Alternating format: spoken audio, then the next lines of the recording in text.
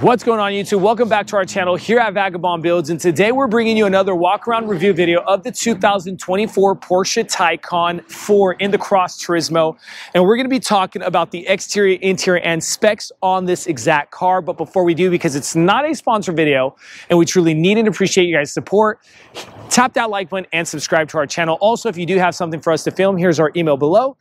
Email us and we could talk details later. A special shout out and a thanks to Niello Porsche here in Rocklin, California, right outside of Sacramento, California, for providing us this beautiful TAYCAN for this walk-around review. Also, check out our other videos on spec sheet videos and other Porsche videos here at Vagabond Builds. Keep watching, because later on in this video, we're dropping that MSRP sticker so you guys get an exact idea of what comes on this car and price tag on top. Now let's go ahead and talk Porsche TAYCAN Cross Turismo. So let's kick this walk around review video off with showing you guys something cool on the 2024 Porsche TAYCAN 4. Now, to open this frunk, what you would do is, if you do have your key fob on you, you just swipe your hand in front of that emblem right there on the top of that front bumper, and you just kind of open that latch and it pops right open to a 2.9 cubic feet cargo area. And also, God forbid, if somebody gets stuck in here, they have an illuminated exit button just in case like a kid gets stuck in here, God forbid. But again, that is super cool. Now, no engine, right? Because it's electrical, all electrical TAYCAN on the TAYCAN 4 Cross Turismo. Gives you a 350 kilowatt AC per minute synchronous motor with a 93.4 kilowatt battery. Pushes out 469 horsepower with 368 pounds-feet of torque, everybody. MPGe is 80 city, 80 highway, and 80 combined. Wow, that was easy. Probably the easiest one I've ever said. Now, charge time is about 10.5 hours with a 240 volt charge. You get about 235 miles to a full charge on this. Now, gives you about 80% fast charging at 22 minutes with about 165 miles in 22 minutes, everybody. Let's go ahead and shut this hood. Let's go ahead and talk dimensions, starting with length, width, and height in inches, everybody. Maybe people would like to know. So, length in inches. 196 inches, 77 inches in width, and 55 inches in height with a 114-inch wheelbase. Now, maybe you're looking for the Cross and you want to know the ground clearance because you are going to do a little bit of off-roading or camping. 6.1-inch ground clearance, okay?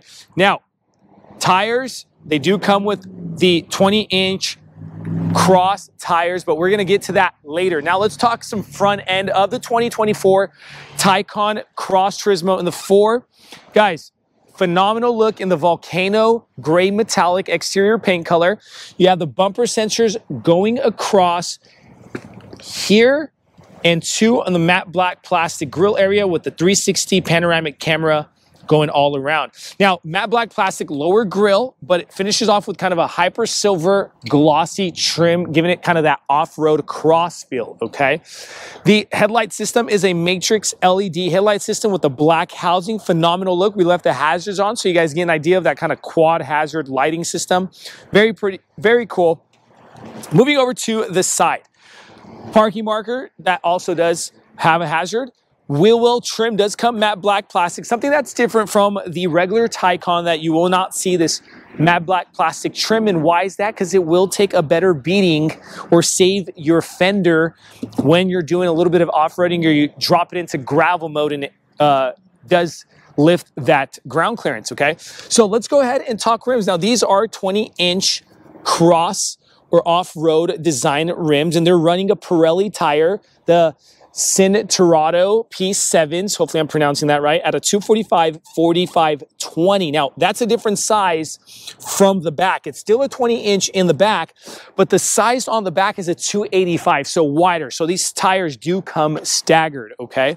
Now, the brake caliber is in a gray. The rim itself comes in kind of a lighter gray gloss on the interior side and a machine surface silver on the surface. Air ride suspension, because it does inflate when you want that ground clearance to increase. Charging port, closing that. Active air vent here and here as well. Side mirrors do come automatic foldable, blind spot assist, keyless fob entry with pop-out handles. Down at the rocker panel area, You got that matte black plastic trim that we see on the Taycans, but comes with that hyper silver trim, adding to that Cross vibe. Up top, the roof rails adding to the Cross vibe again. Panoramic glass all the way from the front to the back. And this is where you're going to be seeing a lot of your difference here on the Cross, okay? From the Taycan to the Cross, the Taycan has a sportback look. Taycan has more of a wagon look, okay? Up top, spoiler with your integrated brake lighting, wiper for that back glass. Porsche, very nice and clear going across. We love Porsche for this back LED brake light bar. Honestly, it looks phenomenal at night. Taycan 4 in the silver, dropping down to the cargo button area. Matte black plastic bumper with the brakes, with the bumper sensors integrated. Camera right over that license plate with its own little camera washer. Also, thank you, Niello, for this review. Car again, and this hyper silver trim in the lower valence area, okay? Popping open to the cargo area. Let's go ahead and talk some cargo space. A lot of difference also in the cargo from the Cross over to just the regular. Why? Because yes, you're getting that wagon vibe or the wagon look. So 15.8 cubic feet of space with those back seats up. Dropping those back seats, you're getting about 42.8 cubic feet of whopping space. Okay, just so much more here in the Cross. A little bit about the trunk area. You got some personal pocket room on the left with a little mesh pocket. On the right, some pocket room as well with the 12-volt outlet. Okay, under the mat itself, you get some more personal room for things. And then you got your little charging pack tied down. Seats do drop down from the inside of the car. And let me go ahead and show you guys what it looks like, okay? 60%er on the left, 40%er on the right. Now that we're pretty much done talking about specs, exterior, and cargo, let's go ahead and talk interior. So now let's talk interior. Starting with this beautiful color, I have to mention it. It comes with the black and then the limestone beige, just very classy, kind of a taupe color or a matte color. Phenomenal look. I'm a huge fan of this color, honestly, over the black myself. But 14-way power adjustable seats with your Porsche crest on the headrest. Very cool. These do come adjustable headrest, and they come heated and ventilated seating, all right? As you can notice, it's that perforated leather look. Just phenomenal look on these sporty, luxurious Porsche seats. Now, let's shoot over to the door panel. The door panel itself comes in the limestone beige along with the black. Memory seating up to 3 settings, unlock lock button, control unit for your windows, and your controls for your side mirrors. Dropping down, I want to show you guys that premium Bose sound system in the Porsche. Some cubby room and a cup holder down here. Wanted to show you guys that also the high gloss black trim that come adding to the luxury of this car. You come to 3 different screens. Now, starting with the driver cockpit cluster screen, is very nice and long. Also has your power meters, the same way we know Porsche to be back from like the 1900s. You can also change the meters into, for example, different like your media, your information. I left them on drive mode.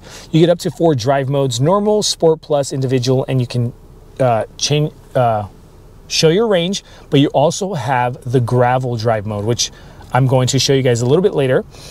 Let's go ahead and show you guys that we can change this into a map.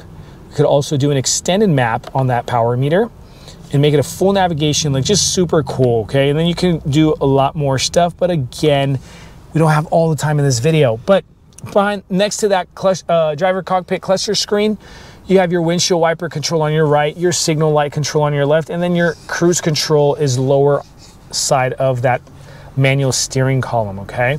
The way you control your lighting system is the bar or the touch sensitive bar here on the left, and then to control traction control, ride height, and suspension control and things of that sort, your modes right here on the right. Moving forward, a little cute lever to go in between gears or different modes, driving, parking, neutral. Moving forward to the infotainment screen, I want to show you guys a little bit about that. Very responsive, touch sensitive interface. This is what the maps look like. If we go over to the vehicle, you can again change your drive modes, your chassis, set your own settings the way you'd like to.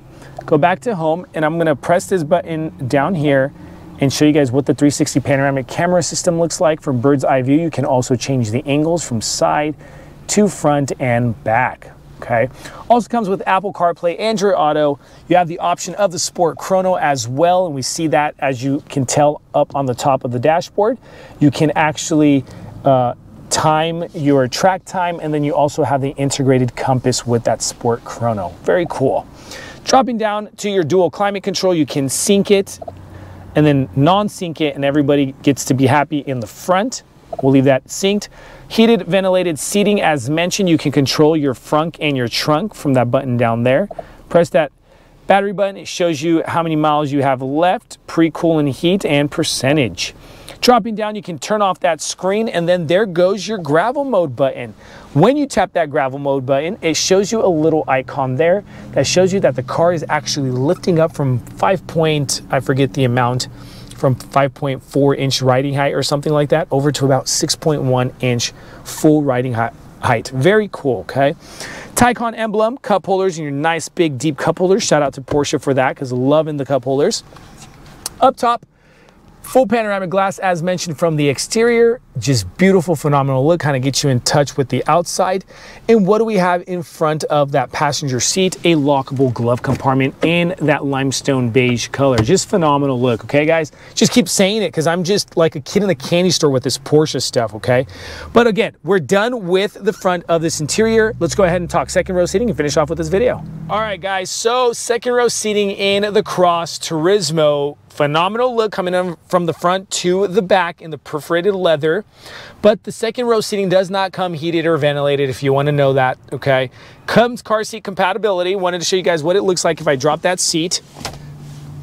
Dropping that seat, this is what the cargo area looks like over to the cabin, okay?